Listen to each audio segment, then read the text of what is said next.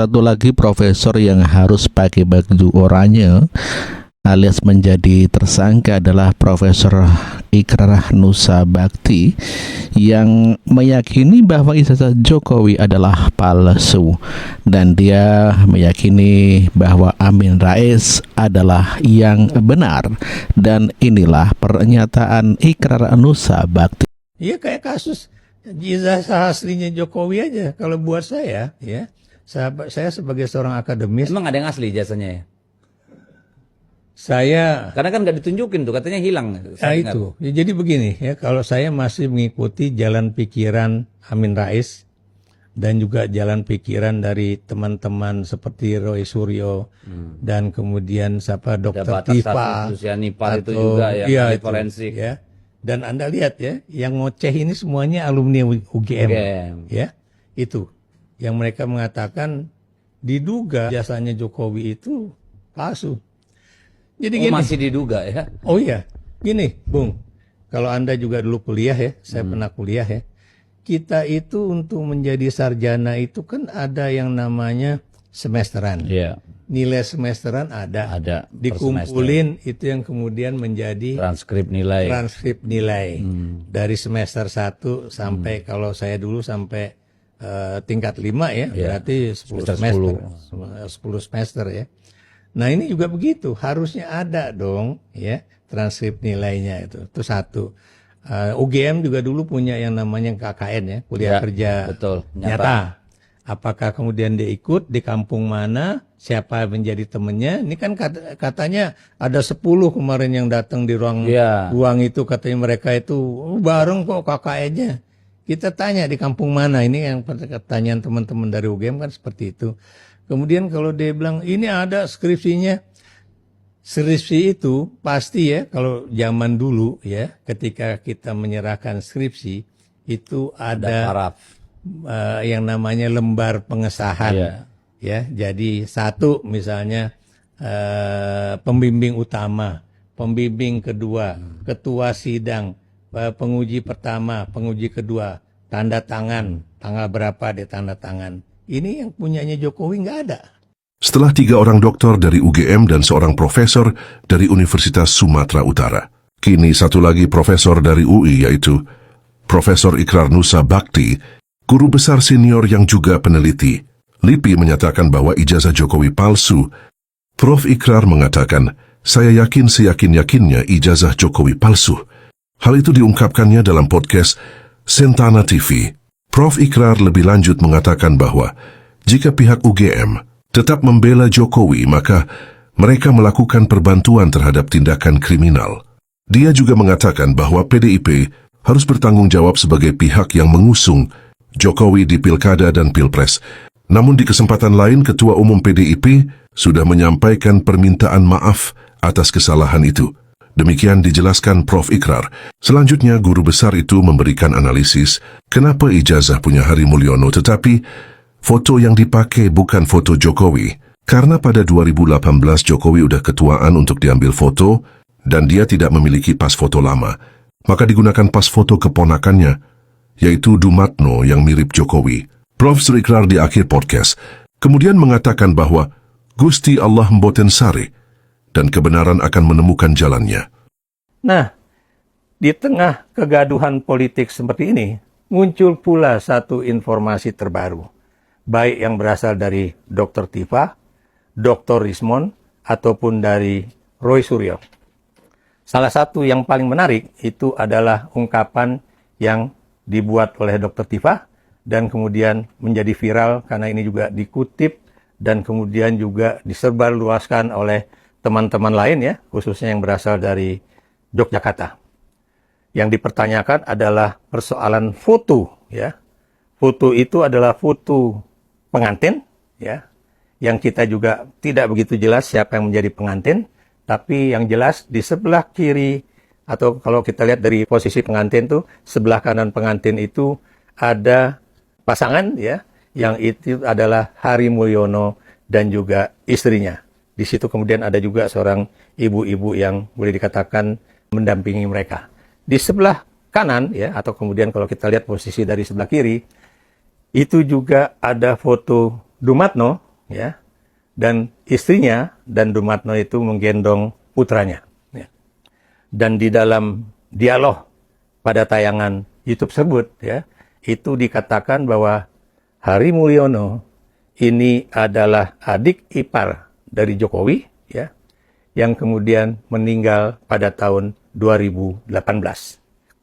Beliau meninggal pada usia 57 tahun, ya. Dan beliau ini adalah adik ipar karena dia menikah dengan adiknya Joko Widodo. Beliau juga bekerja di perusahaan mebel keluarga Jokowi, ya. Dan ternyata ijazah yang dimiliki oleh Jokowi, tanggal ijazah itu sama persis dengan tanggal yang dimiliki oleh Hari Mulyono, yaitu 5 November 1985. Hanya bedanya bahwa foto yang ada di ijazah itu bukan foto Jokowi dan juga bukan foto Hari Mulyono, melainkan siapa? Dumatno, yaitu sepupu Jokowi. Mengapa ini berpindah-pindah foto? Kenapa? Karena Hari Mulyono tentunya dari sisi face, wajah, ini amat berbeda dengan Joko Widodo. Dan kemudian dia juga tidak menggunakan kacamata. Sementara Dumatno itu kalau kita perhatikan tentunya face-nya agak mirip dengan Jokowi, tapi yang bisa kita lihat tentunya akan ada perbedaan usia. Mengapa? Karena Dumatno itu lahir pada 1977. Ya. Ini menarik. Kenapa? Karena ternyata, ya, kalau kita lihat ijazah yang kata Jokowi itu ijazah asli, itu fotonya itu dengan latar belakang hitam itu ternyata ketika ada cap Universitas Gadjah Mada, capnya itu tidak nempel di foto dalam tanda kutip Jokowi tersebut, ya. Jadi foto itu ditempelkan setelah cap itu diberikan. Demikian juga kalau kita perhatikan nomor ijazahnya juga terlalu pendek, ya. Dan dari sisi yang lain, ya, font antara ijazah tahun 83, ya, atau 85 dengan ijazah pada tahun sebelumnya atau sekitar 79 itu fontnya benar-benar berbeda. Nah, ini menarik. Kenapa demikian? Karena kalau memang yang ada di dalam ijazah itu seharusnya milik dari Hari Mulyono atau adik ipar Jokowi, tapi foto di dalam ijazah itu adalah foto Dumatno yang adalah sepupu Jokowi, tentunya ini menimbulkan satu pertanyaan. Siapa yang kemudian menjadi otak dari pembuatan ijazah palsu tersebut, ya? Dan kemudian ini akan ada pertanyaan-pertanyaan yang lain, ya. Siapa yang memasukkan skripsi Jokowi ke dalam lembar yang namanya Electronic Thesis and Disertasi di UGM, ya, pada tahun 2019, ya. Siapa yang membuat skripsi Jokowi pada 2018, siapa yang memasukkannya pada 2019, dan siapa yang mengeditnya pada 2025. Ya.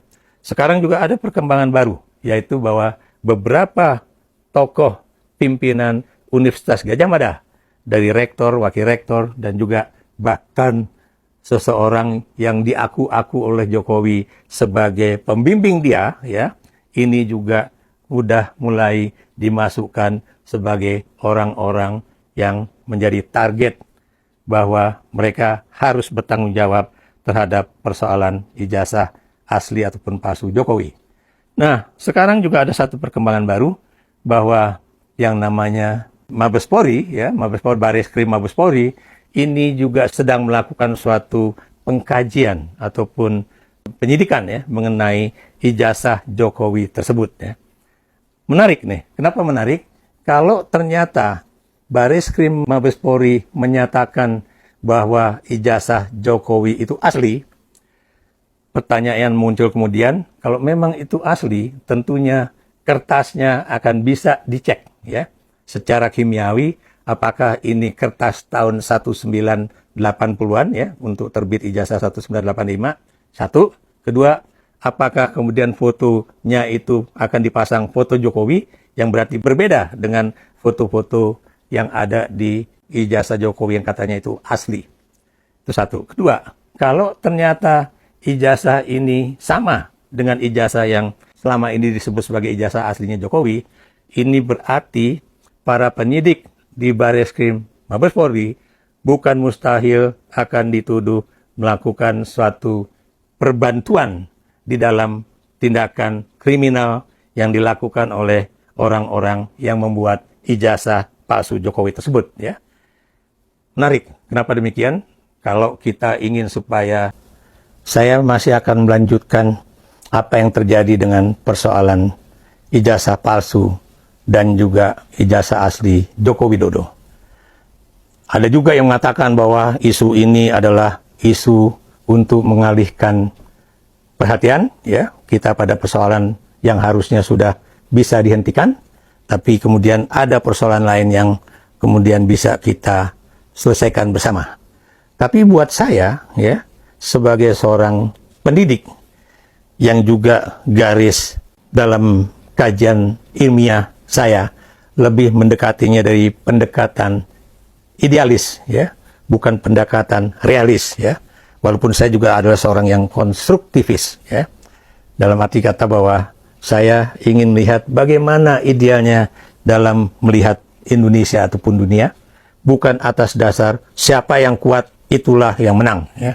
Mengapa demikian? Karena belakangan ini itu kemudian tidak sedikit dari kalangan yang katanya dia adalah teman dekatnya Jokowi mengatakan bahwa saya lulus bareng Jokowi pada tahun 1983. Ternyata bukan. Dia juga bukan temannya Jokowi. Dia lulus tahun 89 misalnya kemudian. Dan ada juga misalnya yang mengatakan bahwa saya dulu berteman sama dia. Itu Jokowi orangnya begini. Tapi kita lihat. Ada juga yang menyebut dirinya dia adalah temannya Hari Mulyono ya, dan kemudian dia menulis surat terbuka kepada Jokowi dalam artian melalui suatu tayangan YouTube.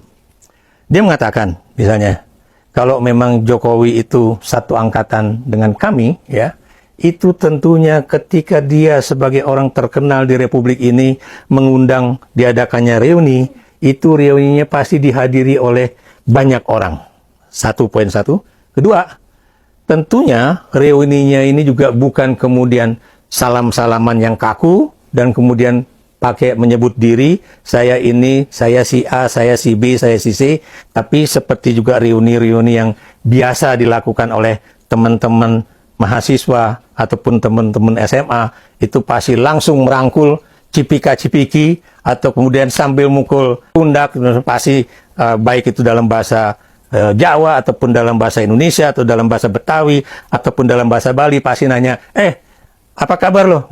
Dan kemudian masih hidup loh, alhamdulillah, sehat ya. Nah, itulah kalimat-kalimat yang biasanya muncul dari sahabat-sahabat lama yang bertemu kembali. Dan juga ada satu keanehan yang dibuat oleh teman dari UGM itu yang kemudian menyorotkan ya. Ini dikasih foto waktu wisuda, katanya wisuda Jokowi. Begitu ada 2 orang perempuan ditanya, ini foto siapa? Oh, itu fotonya Mas Hari. Oh, itu fotonya Mas Mul. Tapi tidak ada yang menyebut bahwa itu adalah fotonya Joko Widodo. Ya. Ini yang kemudian saya katakan agak aneh ya.